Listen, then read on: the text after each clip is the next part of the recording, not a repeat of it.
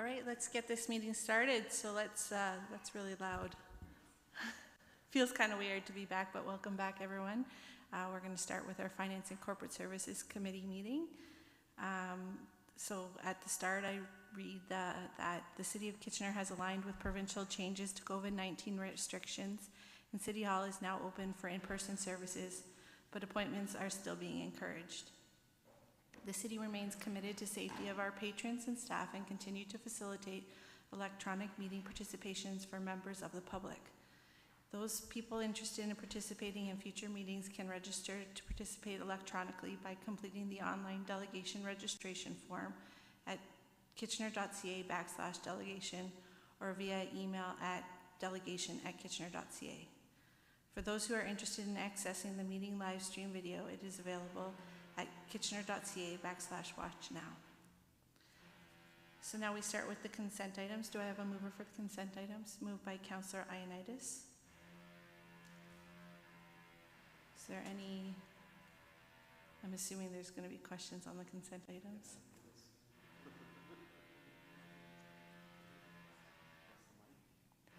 There you go. All right. Nope, Councillor Gazzola, I can. There you go, Councillor Gazzola. I can't see the light. You're muted. I'm muted. No, you're good. I have a question. On which items? So we can make a motion. I think it's item on the Sterling Avenue. Yeah, on the Sterling Avenue. Sterling Avenue? Yeah. Okay. Did anyone else have any questions on any of the other consent items? Seeing none.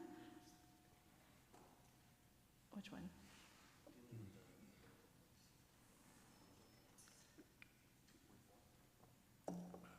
Okay. Okay. So we're going to move that 2.4 and 2.5 be taken out of consent. All those in favor? Opposed? That's carried. Okay, Councillor Gazzola, you want to go ahead with your question on Sterling Avenue? Yeah, it's a very simple question. We're 40% over budget there. Do we have any alternative other than what staff is recommending? That's a tremendous. If we have to look at this for the next 2 years, these kind of variances, what alternatives, if any, are there? Mr. Gross? Through the chair, the short answer is no, we don't have any alternative on this one.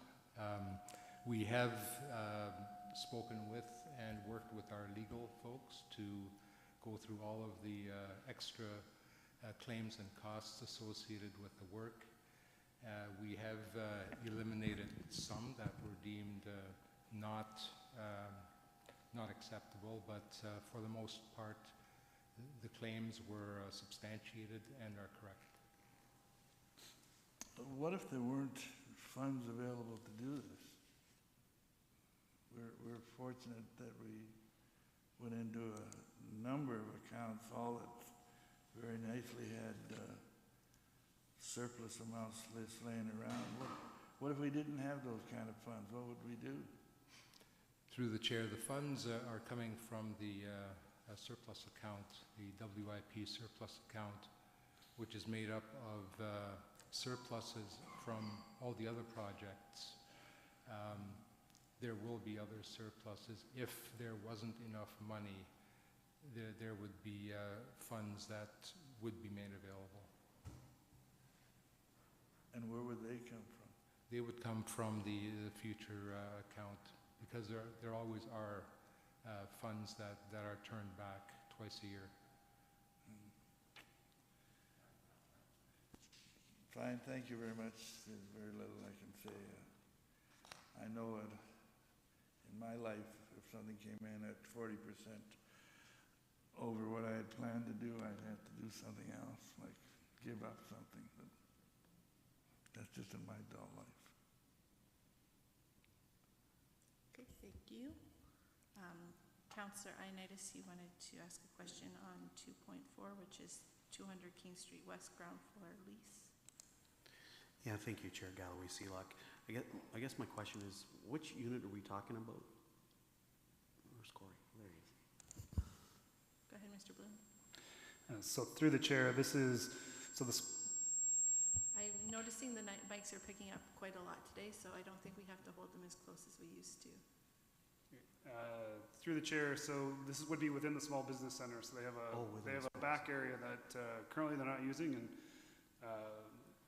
for council that will remember, the Liftoff program is one of the groups looking to partner with us at 2 King Street West, and right now they're operating without a home, so this would give them, an opportunity to work with the small business center here before potentially moving to the new space. Okay, I think that was a great idea. Good work. Okay, those are all the questions on the consent items. We can move them all together, so all those in favor? Opposed? That's carried.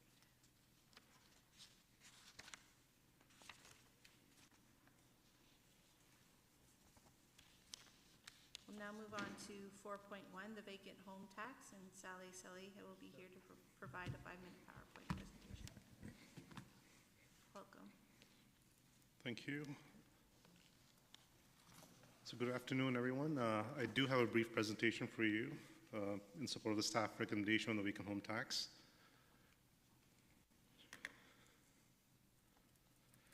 So the Municipal Act allows municipalities to charge a vacant home tax to owners of vacant residential properties of 6 units or less.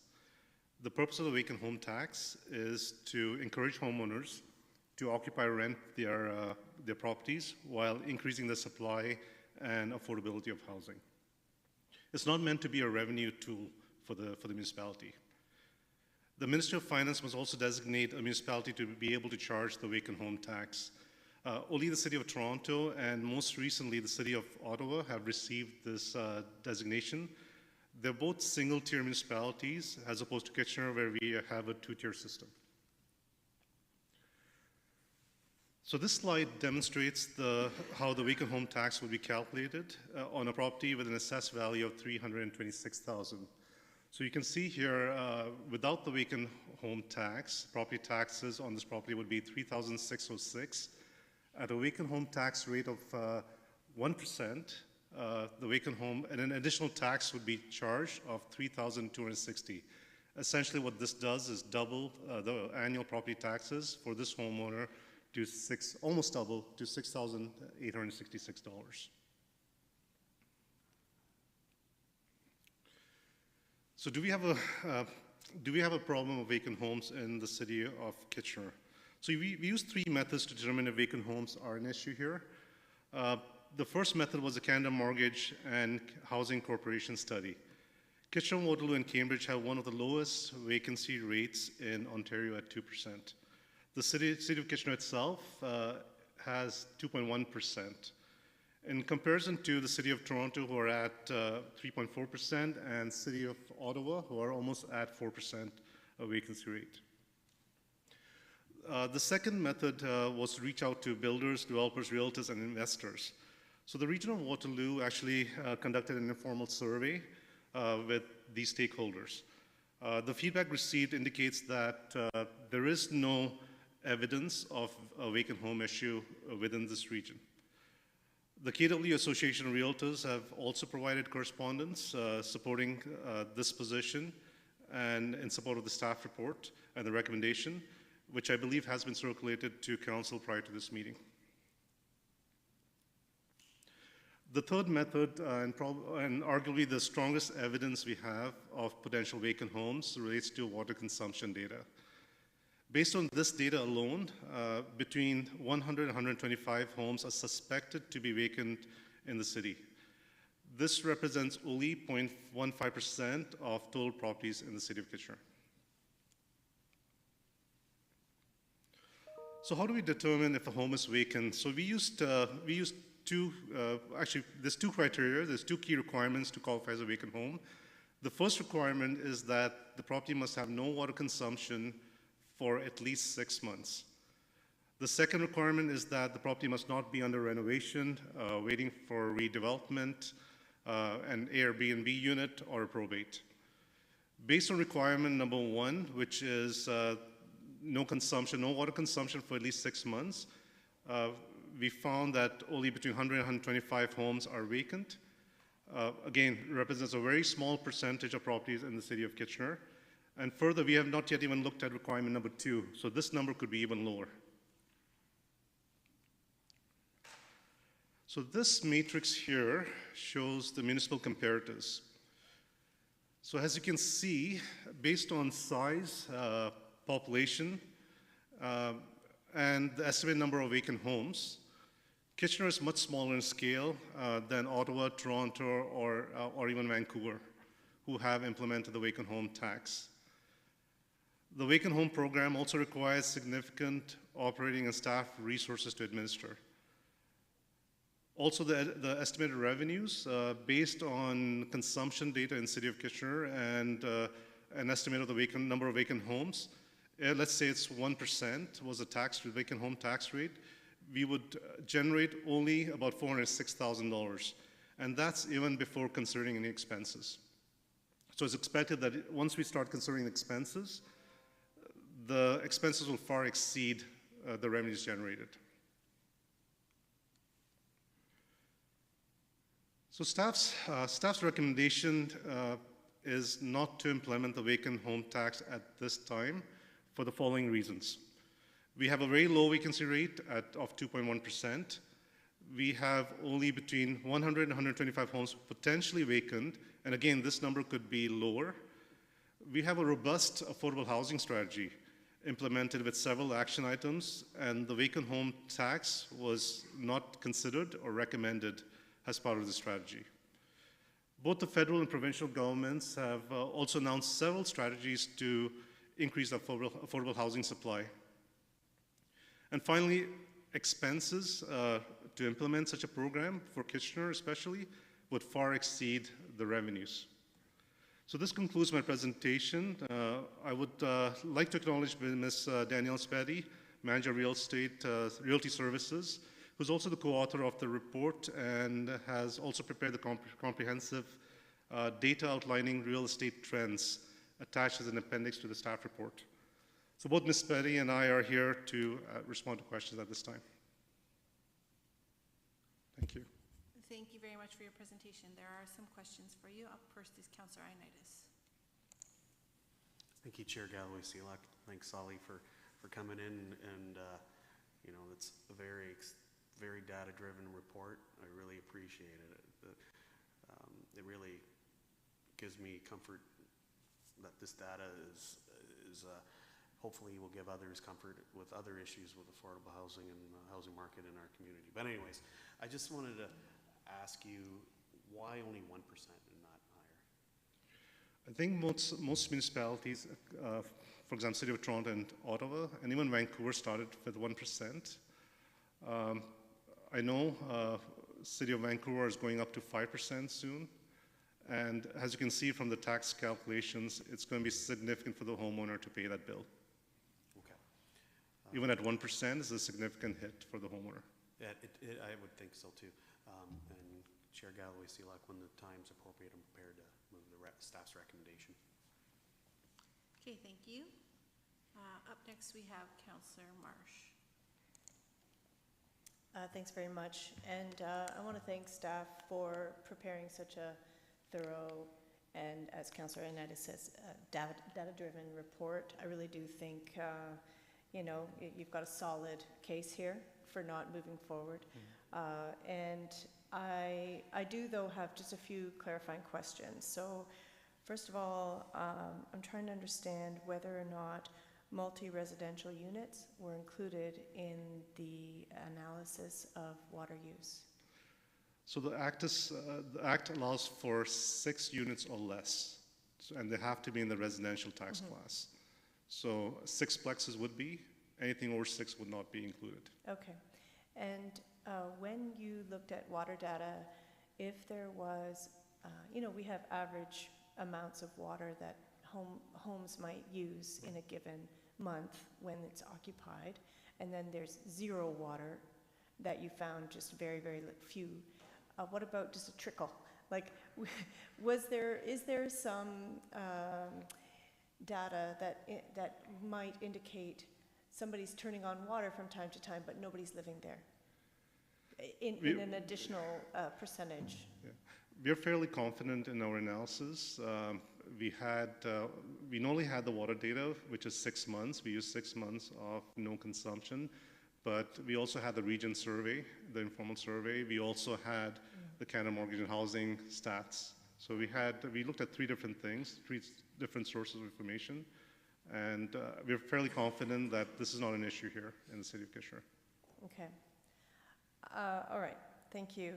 And then, so I wonder, I don't know that you're the staff person who would have knowledge about when our affordable housing strategy will tackle the idea of discouraging Airbnbs from taking away from residential opportunities. Like, is that, do you know when we're going to be seeing more information about Airbnbs, or perhaps there's somebody else who can answer that? I think I'm going to deflect that question. Mr. Reedman? Yeah, through the chair, that wasn't identified as one of the top priorities, and so we have the work plan for this year and next year mapped out, and that wasn't yet included. I know that Ms. Betty did look at Airbnbs in general at a high level, and I've also done some cursory research, and it doesn't appear that there's many operating in Kitchener right now. We're not a high tourist destination, and so there isn't a surplus like other cities have been dealing with on Airbnb rentals right now. Okay. Okay. Well, thanks very much for all the work on this. This is an issue that I had been brought forward to me by a resident, and I thought that this was, worthy of looking into. So clearly, it's not the time to implement such a tool. And again, thank you. Thank you. Up next is Councillor Chapman. How do you do this? I forget. You're already on. Oh, thank you. Yeah, so thank you for the report. My question has to do first with the direction that was given to staff in December of 2021, where it states that staff is directed to work with the region and area municipalities to consider the feasibility of implementing a property tax charge on vacant residential units as a means of encouraging occupancy of these vacant units. Was the region or were the other municipalities consulted on this? Yes, the region was consulted. In fact, the region did take something forward to their regional council in May of 2022, coming to the same conclusions as we have here. Okay, that's not reported in the staff report. I mean, I think the staff report was drafted before the region went forward. Okay. But however, we did consult with the region, and it was around the same time. Right. Could you share that information with us? Not right now, but after sometime. Yes, I can. After the meeting? I can share the staff report, the region report. Yes. Okay, that would be helpful. Thank you. You say that it's in the Canadian Housing Market Dynamics report. It says that it's difficult to precisely estimate the number of truly vacant dwelling units in Kitchener. So I guess my question is, how reliable are the numbers we have? Like, I can fully understand how difficult it would be, right? Does a more thorough analysis or study need to be done to get more precise, a clear understanding of what that vacancy rate is? So I would argue that we have done our analysis. Like I said, we are fairly confident that, and actually very confident that it's not an issue in Kitchener. Just from the consumption data is our strongest evidence that there's not an issue here. However, we also looked at the other 2 resources, which is the Canada Mortgage and Housing stats for our region, and also the informal survey that the region of Waterloo conducted. Okay. I guess my last question, and then I'll have comments for later, but as has been reported, there are about 20,000 units that have building permits in the region, and of which have not yet been built and haven't been started. Plus we have, I don't know how many thousands of units that are under construction right now that are yet to be occupied. is there any concern that staff has that once these units are built and once the ones that are under construction are completed, that those vacancy rates might change? We don't believe so. I think there's a huge demand for these units, and I think developers really want to get these out and rent it out. And again, these are this section of legislation is only for 6 units or less, and we're not seeing that vacancy around there. For example, apartment buildings don't qualify. If you're thinking apartment buildings, they don't qualify under this act. So that's mandated by the province, right? That's The mandated 6 by the stories. province, yeah. Right. Okay, that's fine. Thank you. Thank you for your questions. Up next is Councillor Gazzola. I had several questions, most of them which you've now answered. I wasn't sure what the 1% was. When I see the figures here, I'm amazed. 1% is a lot of money. That's worse than the 15% municipalities charge on interest. You said the region looked at this. Do you know if the other municipalities in Cambridge and Waterloo take a close look at this? Yes, this was considered the area treasurers meeting, and it was not something that was. I think most of the municipalities were agreed that it was not an issue in this region. Just one thing that I don't understand. I wonder if you could just explain it to me. On one of the schedules, you talk about the monthly supply. At one point went down to 0.2 in December 2021. Can you explain how does that work? Sorry, Councillor, you have to repeat the question. I didn't hear it. In one of the charts that was included, it showed the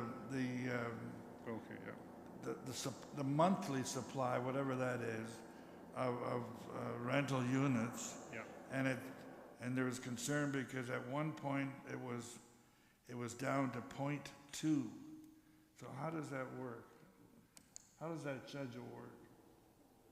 So through the chair, that is a statistic put out by the Real Estate Board representing the months of inventory. So they're looking at the number of listings and kind of the average days on market. And so that number has improved. It's currently at 1.8, but it was at a record low in December. So what does it mean, 1.8 months? What does that mean? I'm sorry. Through the chair, there's 1.8 months worth of homes listed for sale. So it would take 1.8 months for our current stock of houses listed for sale to deplete that number. So within 1.8 months, there would be no more listings, assuming no further listings were added onto the market. Who comes up with the figure as to what a month's sales are? So that was provided through the Kitchener-Waterloo Realtors Association. Okay, so they're the ones that have decided in a normal month we sell X number of units. Through the chair, that's correct. They analyze listings versus sales. Okay, so they looked and there are only Y number of units. Okay, I just wanted to try to understand that. Thank you very much. Thanks. Thank you for your questions. Up now, next is Councillor Singh. Yes, thank you, Madam Chair. I think this was definitely a fruitful exercise. It gives us good information for our area. A question has already been asked regarding the Airbnb. Again, I just want to dwell a little deeper into the question. Even though that's within the work plan, what's the timing on that we would have more information? What type of data are we resourcing, watching through the market, because we are in a bit of a transitional market within real estate, seeing how that's operating? And would we correlate that information with our regional partners as well? Again, this is something that I think should be regionally driven with all the area municipalities, not just for Kitchener only, for full effectiveness. So just want a little clarification on that. Thank you. It's so weird listening to your voice on this mic after so long. Mr. Eamon? Yeah, through the chair. So that's something I can report back to, and I believe in the housing strategy, really it's looking at whether or not we can regulate short-term rentals was the key driver that we were going to be looking at through that housing strategy. And so I will report back to council before council when this is finally decided on. No, and I get that. So a part of our look into it could be kind of circumvent, some of those restrictions through perhaps licensing or fees that could be integrated. So, and that could be, put back into an affordable housing. Anyways, I just want staff to look at a wider perspective, and that's something maybe we can have more conversations offline as well. Thank you. Madam Chair, I have a comment, so I'll kick back in. Okay. Councillor Chapman, is yours more question or comments? Okay. Go ahead with your question. Yes, sorry. I just wonder, are there any other tools that we have available to us that would address vacancy rates in buildings higher than 6 stories? Not that I'm aware of. I think staff's research was focused on this, on the vacant home tax, whether this was feasible here, and if there's an issue with vacant homes in Kitchener. I'm not aware of anything else that under the legislation would allow us to add an additional tax. So the answer is no. Does Mr. Reedman have any further information on that? Can I ask? Okay, thank you. Okay, thank you for your questions. There doesn't appear to be any more questions, so we'll turn over to comments. And first is Councillor Ioannidis. Thank you, Chair Galloway-Seelock. Initially, my gut reaction to this was that it wouldn't be sustainable, and I really do appreciate staff's report, as I mentioned earlier, that it's very data-driven, it's very clear, crystal clear, that this program wouldn't work. And I commend Councillor Marsh for looking at this option, because I think we are really at a all hands on deck to find some form to help relieve some of the affordable issues in our community. So, but the main driver here for me is it's not sustainable, and I don't think this community wants to operate a program that doesn't sustain itself and not give any really value to the cause that it's intended for. Thank you. Up next is Councillor Singh. Yeah, thank you, Madam Chair.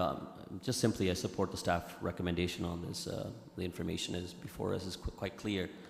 That would be a bit of a disadvantage for us to initiate a program that's going to be quite costly, and that may not necessarily give the necessary benefit that we want to effect towards affordable housing. But that being said, I shortly said this before in my questions, this was a fruitful exercise. I think this was necessary. So again, compliments to Councillor Marsh that she brought this suggestion forward to at least look at this, because having this sort of regular information should be something that we should perhaps review annually or every few years, just to see how our community is progressing when it comes to development, when it comes to housing, when it comes to just that availability of the housing stock as a larger picture. So even though this is not a problem now, that's not to say that this may not be a problem in the future. So having the information at hand and the way with which we looked at it is going to serve us well if we were to revisit this in a few years. And more than that, some of us asked the questions regarding the Airbnb, and hopefully some of the information or the exercise will benefit us in seeing what options we can bring forward to tackle that, so that we have abundance of a rental housing stock availability, as opposed to having short-term rentals eating into that. So thank you. Thank you. And up next is Councillor Schneider. Thank you, Chair Galloway-Seelock. A lot of what I wanted to say, Councillor Singh, you covered, so thanks for that. But Councillor Marsh, thank you for bringing this item forward, and thank you, Selah and Danielle, for all the hard work and research that went into us so we can make an informed decision on this. Thank you. Up next is Councillor Guzzola. I just want to agree with what the report that's been brought forward. There was a lot of good information in the report.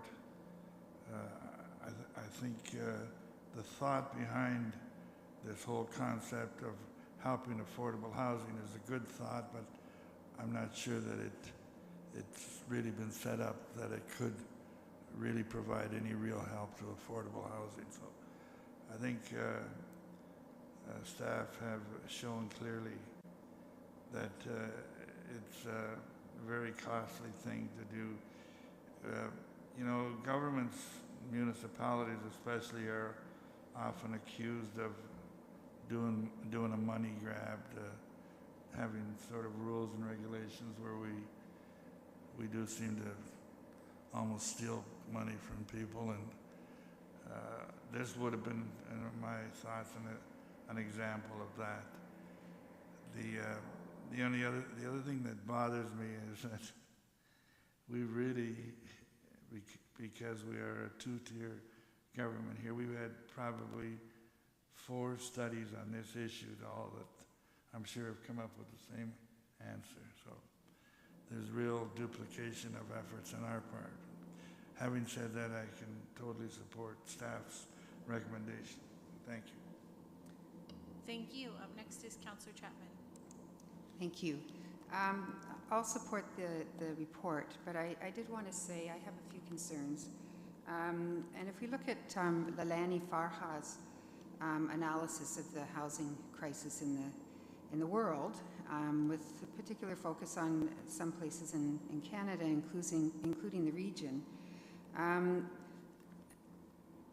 for those that are unfamiliar with that name, she's the former UN Special Rapporteur on the right to housing, and she is working directly with the city right now to look at housing affordability, etc. The organization that she leads, The Shift, has directives, and the directives include a recommendation that states that governments should also impose taxes on vacant homes or consider mechanisms to render these homes part of their affordable housing stock. So, like I said, I'm happy to vote in favor of the current motion, but I think it's very important to keep an eye on what's happening in our local housing market.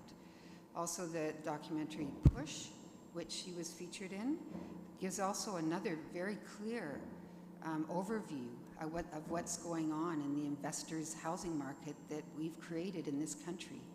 So I'm assuming, and I trust we will not be exempt from this vacancy problem that's seen across the country and the world, and that we really do need to keep our eyes on it and you know, be ready to act and react when necessary. Finally, I would just say that I think of this tax as one tool of many that the city and the region have to address the housing crisis that we have. It wouldn't solve the crisis, but I don't think any one tool would anyway. So I hope, as I say, I hope that we will keep a close eye on this and work with the region and the other municipal governments to address it as need be. Thank you. Thank you. And up next is Councilor Marsh. Yeah, I want to thank again staff for all the work that you've done to bring forward this report. Thank you, Mr. Lautenbach, as well, for helping me just in conceptualizing how we might go forward with addressing this as a preliminary step. And Ms. Betty and Mr. Selle.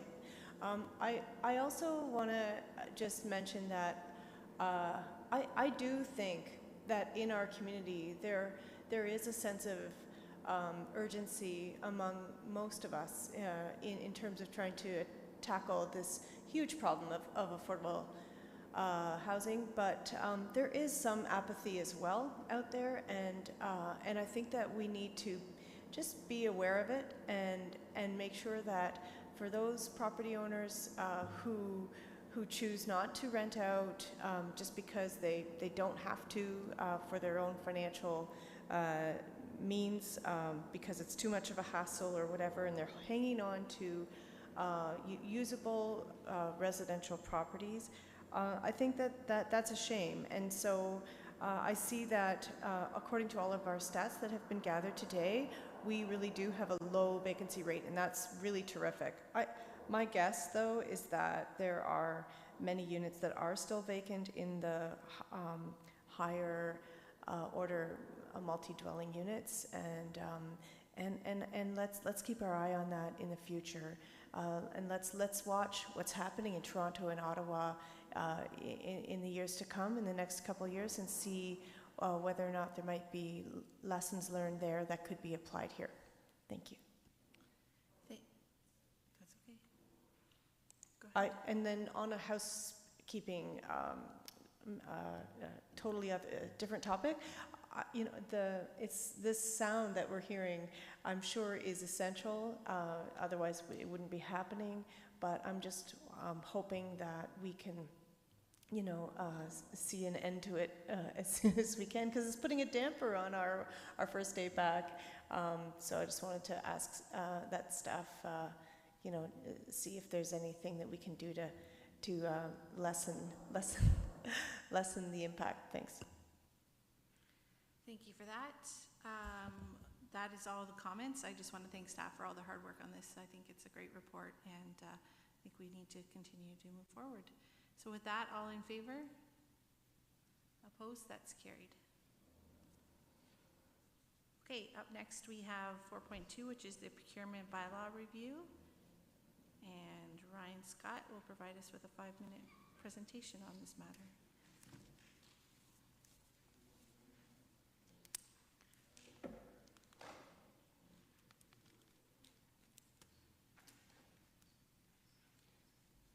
You may begin whenever you're ready. Okay, great. Thank you very much. Good afternoon, members of council. I am Ryan Scott, Manager of Procurement. We've had a few opportunities to connect over the past few years.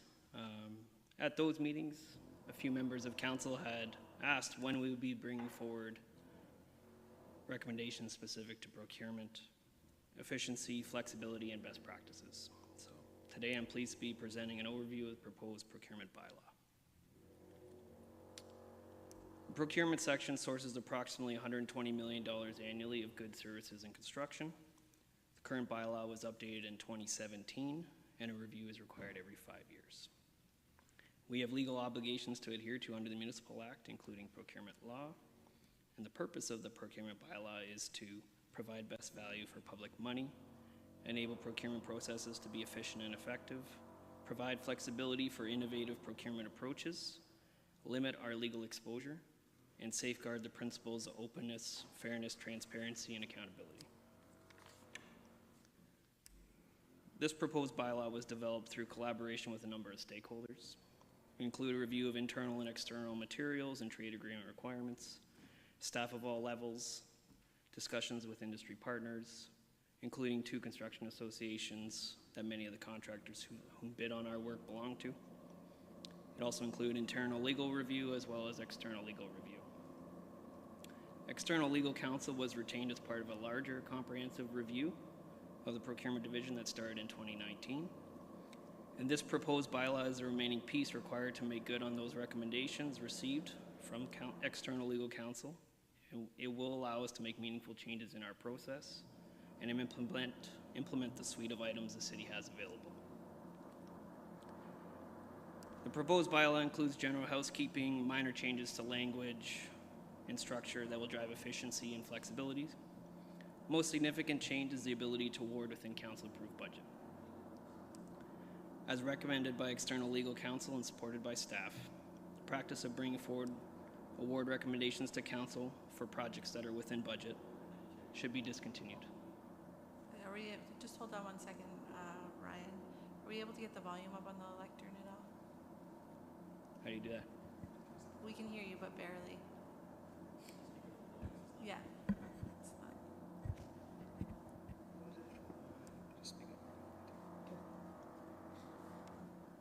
How's that? Better? Not better? Sorta? Yell a little more? Okay.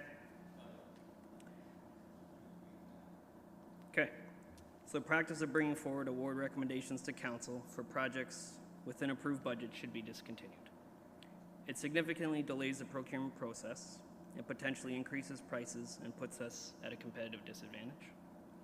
It exposes the city to the risk of allegations of inappropriate political influence and interference in this process, and council has limited ability to not proceed with an award where binding bids are received and they are in budget. There are legal risks council will be taking if an award recommendation was not approved. Council would continue to receive recommendations requesting additional funding on procurements that exceed council-approved budget, recommendations for non-standard procurement exceeding $120,000, any other items as prescribed by the procurement bylaw, and quarterly reporting. Can you hear me okay now? Is it better or kind of the same? A little better? Okay. This slide demonstrates the opportunity, the ability to eliminate up to 60 days in the process, shown here through steps 6 and 7. Step 1 in both scenarios, council is the authority approving both operating and capital budgets. In approving, council is providing the delegated authority to staff to administer the procurement and proceed with the project. In the current process, to ensure we have enough time, we require suppliers hold their pricing for 90 days. We've heard from them that this is very difficult. They are taking the risk as their subcontractors are holding their prices for 30 days and some days as low as 5. We know there is contingency built into their bids as a result, and the higher the risk, the less bids we receive. In the proposed process, once the evaluation is complete, staff have the ability to award the contract if it is within council-approved budget. There is significant time saved by awarding procurements within days after evaluation. We believe this will result in more bids, which equates to more competition, giving the city a competitive advantage. This is an illustrative scenario for a road reconstruction project. Request for tender low bid, one that most council members would be familiar with. By adopting the proposed bylaw, we have enticed another supplier to provide a bid, and that has resulted in additional net savings to the city through competition. This proposed efficiency impacts suppliers large and small, local and outside of this region. A representative sampling of large, medium, and small agencies were surveyed, and they were included as Appendix 1 in this recommendation. Regions such as Peel, York, Halton, Durham, and cities such as Cambridge here in the region, Guelph, Hamilton, Toronto, Kingston, and Ottawa. All have adopted and successfully proven that governance, which includes the ability to award within council-approved budget, works. And that was 18 of the 20. Touch briefly on a few of the key benefits. The first are shorter time to award. Will make Kitchener work a more enticing opportunity over everyone else in the region. Will allow those that would normally not have bid due to limited resources such as staffing, timing, materials, to other competing projects in the region to be able to bid on our projects.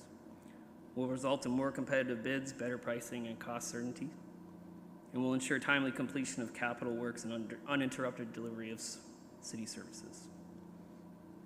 The second, alignment with other municipalities. Moving in this direction eliminates our competitive disadvantage.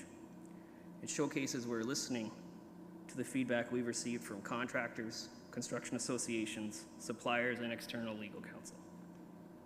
It also allows us to be more efficient in our process and leverage the benefits like the other 18 comparators. Transparency has been stated many times by council over the past 4 years.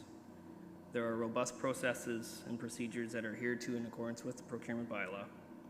And this slide showcases that openness, fairness, transparency, and accountability, which is practiced when procurement leads the process, is on display on our public-facing site.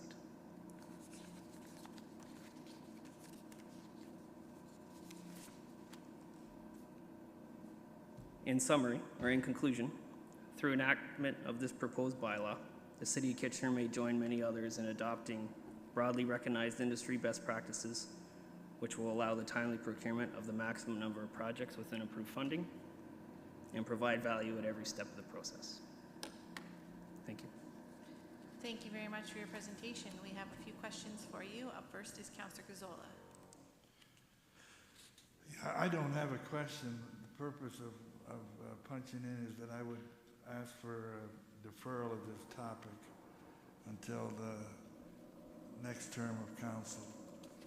And my thoughts here are that none of this really has has a great deal of application to the rest of this year is all stuff that applies. It's all things that apply to a new council. I don't think it's right that this council should be making this decision at this time. It's more appropriate in my mind that this be considered when there's a new council in place. So I'm just moving a deferral. Deferral to the third Finance Committee meeting in 2023.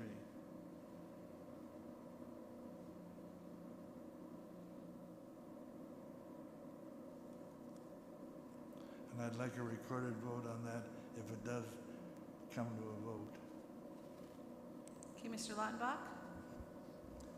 So through the chair, just in terms of deferring this item, this has been in the works for a number of years. We had paused this work during the pandemic, but the amount of work that has gone into this to come to this point has been extensive. I believe that the current council is actually in the best position to make the decision related to this bylaw because you have the background in terms of what the current process is. With the new council, there could be changes that obviously it takes time to get up to speed in terms of what the current practice is versus what we're proposing. So I would strongly urge council to consider this item and move it ahead. There has been significant work to get to this point, and I think it will provide efficiencies in the next 4 years for the new council in terms of the types of awards that we'll see and the benefits in terms of budget savings by moving ahead with the proposed changes.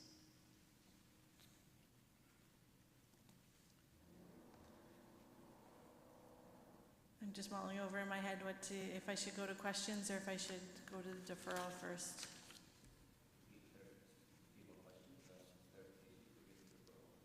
Yeah, we can do a couple questions. Councillor Singh, you're next. Yeah, thank you, Madam Chair. I'll ask my question. I'll just preface this first. I've strongly been a proponent of efficiencies within our processes, and I'll still continue to be.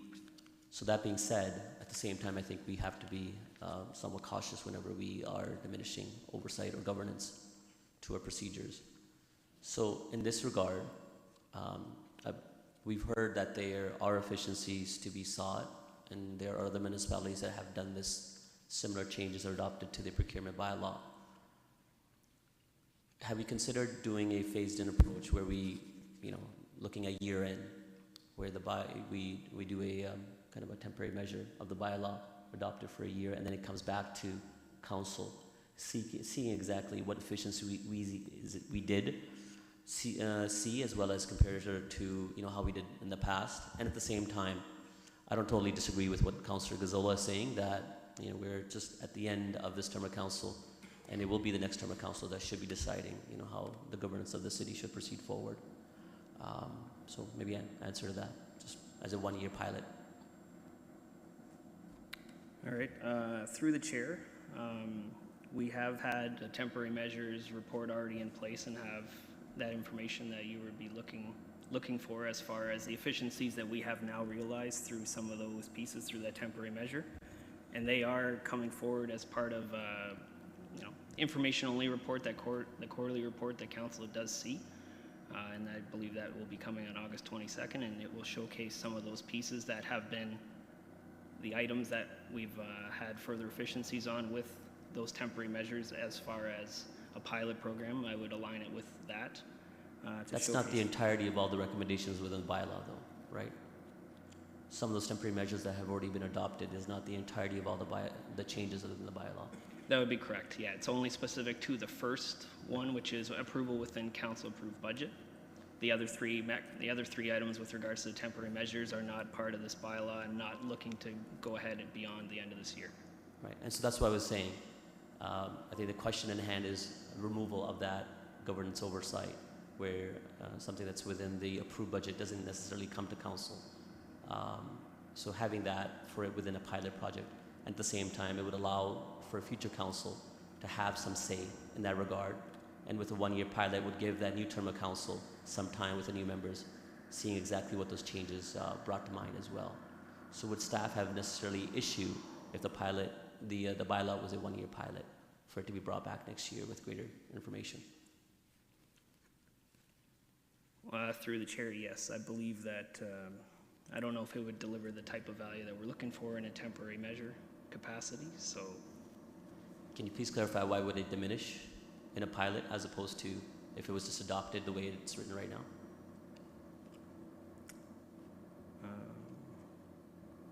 I guess if it was, like in the sense that if it was adopted within the full context for a temporary, so you're saying adopted in the full. It's adopted the way as the it's staff presented. recommendation is, but for 1 year, for it to be brought back for 1 year, for it to proceed in perpetuity for the bylaw. I guess I just would have to understand what the deliverables could look like at that time for it to be determined a success. Mr. Wattenbach, did you have an answer? So through the chair, I think similar that the challenge might be that it is a new bylaw, and so the biggest change obviously is award within budget.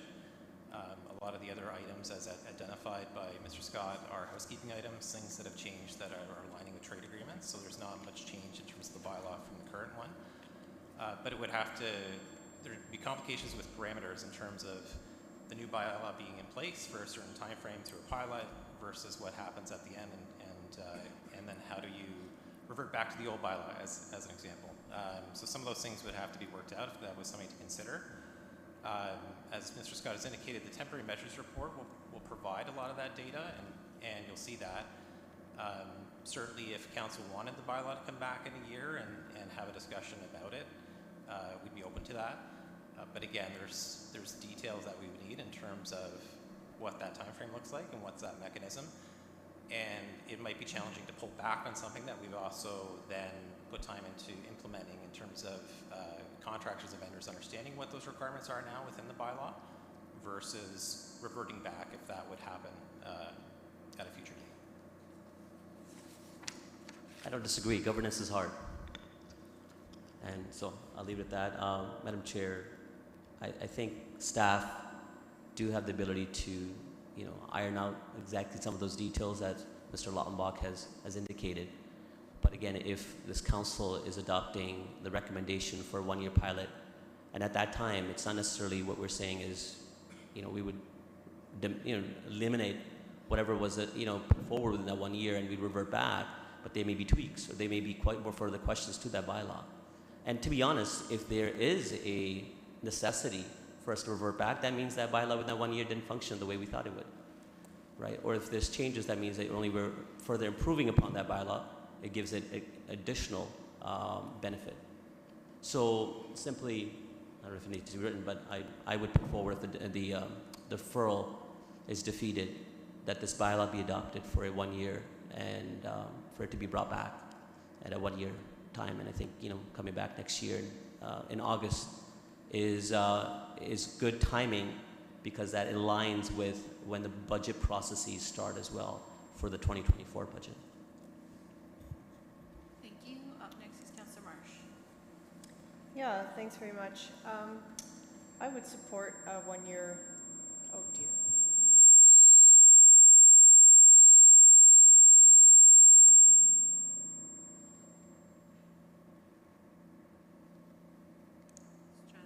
Let's try it again. I'll just sit back here. Can you hear me? Okay. So I would support the 1 year suggestion. I also have some questions that don't refer to what your report has really focused in on. The focus of the report is about providing staff with more ability to just award contracts without bringing them forward to council, and that is a very important topic. But I was also interested in some of the updates. If you could please point us to where we have more flexibility for things like requests for solutions, requests for something that's more, that's not going to tie us into what we think we want when a potential bidder might come forward with a solution that isn't within the parameters of what we asked for and so therefore is disqualified. Okay, yep. Through the chair, there has been a number of housekeeping updates, but specifically to the ones that you're speaking of would be with regards to the non-standard procurement area. There's a few additional clauses that are allowable within there that have been added that are in alignment with the trade agreements, and they do allow some of the scenarios that you speak to with regards to solutions being best fit versus what we asked. I read that in the report, but when it's referring to trade agreements, you're talking about like the our national trade agreements, with Quebec and Ontario, I see. But also, the amounts that were within that sort of more flexible competitions would be only up to 120,000, is that correct? Through the chair, the change between 2017 and 2022 bylaw here, the upper limit was moved from 100,000 to 120,000, and that is in alignment with the thresholds for the trade agreements. And all that 120 is that below the 120,000, we're allowed to do invitation only or a number of different mechanisms in accordance with the bylaw, but over 120,000, the mechanism would be non-standard procurement with an approval by council or competitive procurement process. Okay, so that is a totally separate thing from more open-ended procurement requests. Is that right? Another way to ask my question is, would you be able to put out a request for solution for something that would be a value of higher than 120,000? Oh yes, absolutely. Sure. Okay. Yes. Great. And then what about, can you speak to any additional measures with this new updated bylaw that allow us to not award a contract if the bidder has shown poor workmanship in the recent past? Like, can we require that they show us how they're going to do better this time versus last time? Yes. Through the chair, this bylaw also incorporates a new supplier evaluation methodology, which will then be rolled out with enactment of this bylaw. But the process behind it is that, you know, as contractors and suppliers perform, you know, the requirements of whatever the procurement could be, that at the end, at the middle and at the end, then they've basically, staff will be filling out an evaluation form of that contractor or supplier, and we will utilize that as a supplier performance tool, so that then in the future, if we have another procurement that goes out and that supplier did not perform in accordance with those requirements, there is the mechanism that they might not be awarded that work in the future. And we have a legal grounds to defend that. That is decision. correct. So can you just, I'm sorry, I didn't see it in there, and if you can just point us to that part in the bylaw, or perhaps offline, you can show it to, you can maybe email about that between now and council.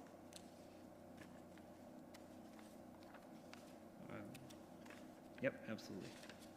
I don't want to waste anybody's time. Maybe it's only me who's curious about this stuff. Through the chair, the specific section of the bylaw is item 20, supplier disqualification, and item 19, contract management and supplier performance. Okay, so have you drafted already the procedures that you would go through if this bylaw were to pass, that to look at how to disqualify a supplier? Like, how is that actually going to look? Through the chair, yes, we do have a procedure and a rating sheet already drafted and ready to enact. As touched on earlier, when we retained external legal counsel, they also reviewed all of our policies, procedures, processes, and a number of the templates that we've done. And through the last 3 years, we've rolled those out internally and have adopted those, and this bylaw is the last piece to bring that all together. Okay. Maybe, okay, thank you very much. That's great. Thank you for your questions. Up next is Councillor Chapman. Thank you. I have a question about the 300 hours per year savings in staff time. Is staff the work they put into it, regardless of the current bylaw or the revised bylaw, is it not the same? I mean, I understand how under the current bylaw it would take longer to get approval, but does staff, are there steps we're missing that staff should actually be doing that we should be alerted to? Through the chair, you're making reference to savings of more than 300 Yeah. hours per year. Yeah.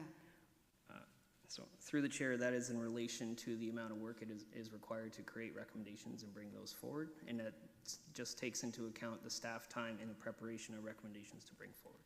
So there would be no, maybe not called a recommendation to council, but there would not be a similar document that staff would produce for, you know, internal justification of these expenses? Through the chair, there is a document known to as an internal memo, and it requires approval by myself in order to be, to move ahead with that procurement under the delegated authority. So yes, there is a streamlined version of a report, and we're looking to further streamline that piece down. In addition, councils will receive the quarterly reports as you receive currently. It just will be, a number of the procurements will be on there as well. So we'll still receive reports, even though we've given delegated authority to staff? Through the chair, council will receive quarterly reports and also any recommendations that are coming forward that require additional funding. My other question had to do with it says somewhere, and I didn't write down the page number, or maybe it was something you mentioned, to do with the greater certainty in bids that we receive. And I guess maybe could you explain that better? Because, I don't know how frequent it is, but we often get reports back to council saying, well, and we had one today, was it Sterling? That suddenly it's, hundreds of $1,000s more than the original bid. So how does that factor into this? So does that take away our ability as council to look at these things initially, and therefore any changes that might come about due to supply or supply chain or just increased expenses, that just also is delegated authority? Through the chair, the mechanism as it currently exists and will exist both on the 2017 and what we're proposed here is that, if we go for procurement and we have an approved budget, then as long as we're within that approved budget, we can, as it's proposed here, we're able to streamline and potentially eliminate 60 days of time off of this award time period, contract with the contractor, do all the things that we need to do and get it in place.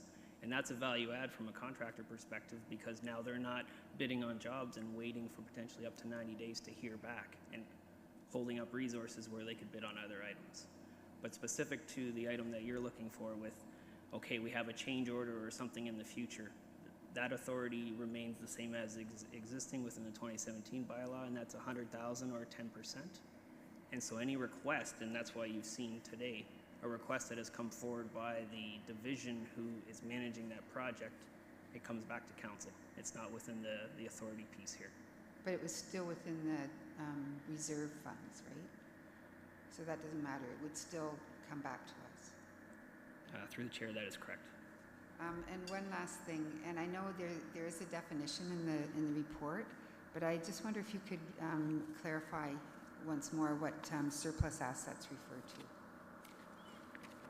Sure, yeah, just off the cuff, through the chair, surplus assets just means any item, whether it be a tangible asset or other, that we have declared that we're no longer in need for a city requirement. And then there is a process on how we would dispose of that, and it's detailed within the bylaw and also a procedure that we have that's outside of the bylaw. So a laneway, is that a surplus asset? If the city or staff decide to declare it a surplus asset? Through the chair, I believe a laneway is considered a piece of real estate, and that is not under the procurement bylaw. So no pieces of real estate would be included in surplus assets. Okay, thank you. Thank you for your questions. Up next is Councillor Ioannidis. Thank you, Chair Galloway-Sealock, and thanks, Ryan, for your report. I'm a little bit confused here because in essence, are we just talking really about consent items that come up in our reports? Through the chair, yes. We're talking about consent items if they are within approved budget, basically. So the majority of these are consent items then? Okay.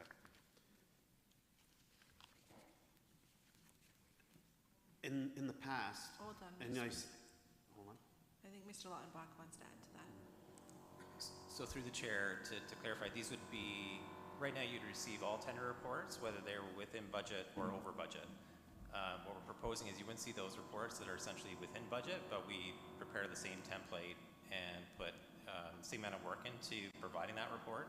You would get detail of that information through the quarterly reports that are proposed. So you're still getting the information, Just but it wouldn't be a single report for one item. It would be multiple items highlighted with stats related to the items that were within budget. But it's just the within budget items that would go on that report. Anything over budget would still come to council through a separate report. So now, again, like to me, these are all consent items, and what I'm trying to get at is, I don't think I've been on my term on council, we have ever rejected a consent item. So this makes a lot of sense to me. And if I get this right, we're gonna trim the process by 2/3 of the time. Through the chair, that is correct. Okay, I don't know what the issue is here, sorry. Up next is Councillor Gazzola. I want to start off by reminding everyone, if you already don't realize it, a democratic form of government is the least efficient form of government. So when you have a democracy, things move slower. None of these efficiencies that are laid out in this report, you're not going to see these efficiencies in the next 2 or 3 months. Don't kid yourselves. This report is really another report that will shift power and authority away out of the hands of council and more into the hands of staff. I mean, just look at yourselves here this afternoon. There's been a debate and discussion going on with staff. It used to be that staff prepared a report and prepared good reports, and this is a good report, and then council debated that report. What we've had here today is a debate and a discussion with council, with staff. Staff weren't elected to make these decisions. And now by saying, yeah, we're going to do it, but we're not going to do it, we're going to review it, you make a farce out of, I put forward a motion for deferral, and we've spent a half an hour coming up with ways that we can get around that motion of deferral. Call the vote, defeat the vote, whatever, and then let's get on with proper dealing with forums that should be dealt with this forum. Thank you for your comments. A lot of the time we allow for questions to continue before we take the deferral. We kind of put a deferral on the back seat until everyone has a chance to ask their questions. That's what I did again today. I know that deferral takes precedent, and I can take your vote now. So we're going to deal with the vote of deferral to the next term of council for the 3rd Finance and Corporate Service Committee meeting in 2023. And you asked for a recorded vote. Was I correct on that? Yes, I did. Okay, so recorded vote's been called. I forget here what the hell you do.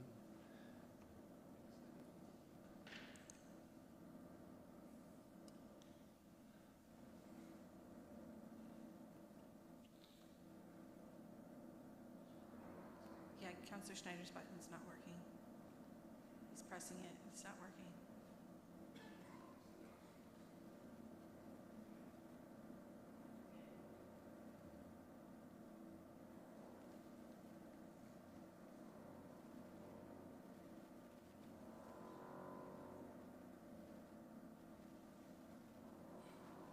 So that motion of deferral is defeated.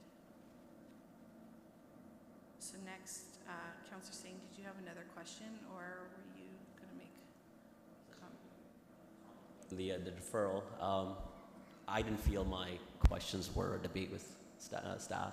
I just wanted to reiterate that. I know that was kind of indicated. I didn't feel that way. I think it was important for us to ask questions and those questions to be answered. So that was the only thing I was going to say. Okay, thank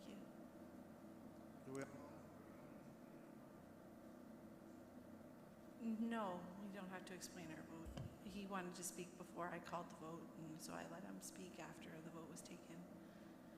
Next, we have Councillor Singh's motion, which is to adopt this bylaw for 1 year and come back next August with an update.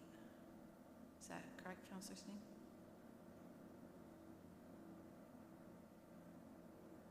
Everyone ready to vote on that, or anyone want to make any comments? Recorded vote is fine. Sure, Councillor Marsh, question? Yeah, so just with regard to the 1 year pilot, are you looking at only piloting the specific point around having council make the decision, but keeping the rest of the bylaw active in perpetuity? Because really, there's a lot of new housekeeping items that I think are very valuable and shouldn't be, you know, just put on on notice for a year. Yeah. Go ahead, Councillor Singh. I agree with you, and I think that 1 year kind of reapproach and looking at seeing exactly how that bylaw served us will give us more insight that we've taken the right step, but at the same time giving some sort of comfort that after 1 year we will have to have the opportunity to say, yes, should there still be a continued oversight of the tender items through council or not. So I agree with you what you're saying, but I think the full context of the bylaw will be brought back at that point. Again, I'm quite supportive, Councillor Marsh, not to go too much into detail of this, but I'm quite supportive of the bylaw, the way it's being presented. I think there's substantive change to the way we do business, and I think it doesn't serve us to have a reflection look a year in, and also giving opportunity for new term of council be also comfortable with the changes as well. And I think it should be just a continuation. If I'm around the horseshoe, I would support it again, but I think having that revisit a year in doesn't providing disservice.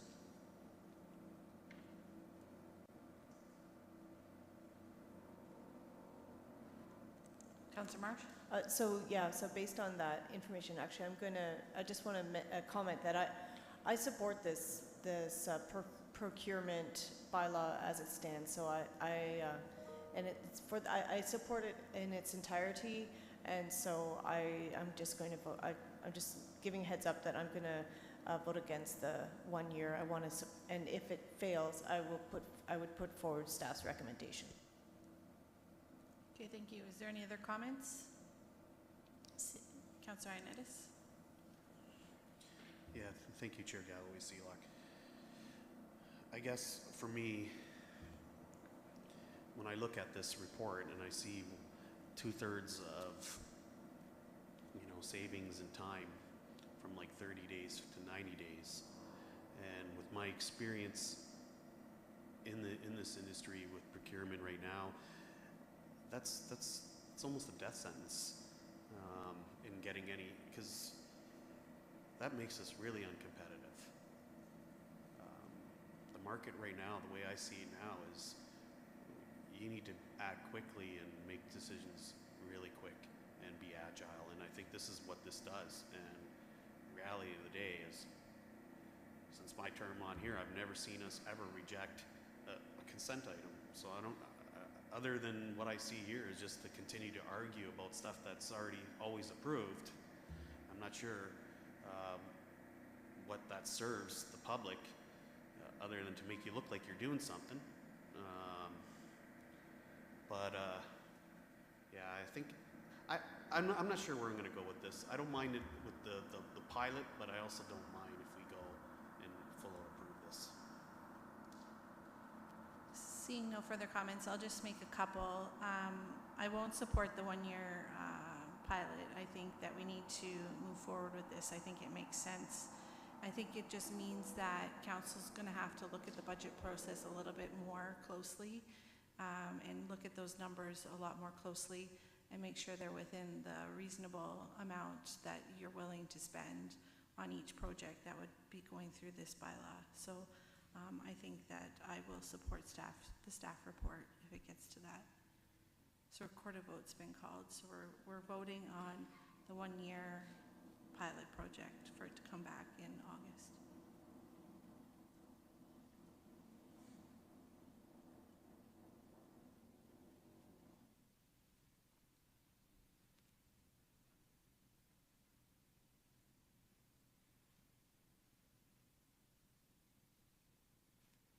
Okay, that motion's been defeated. So now we get to move on to our next motion, which is by Councillor Marsh, that we adopt staff's recommendation in the report. Do we want to record a vote on that one as well? Okay.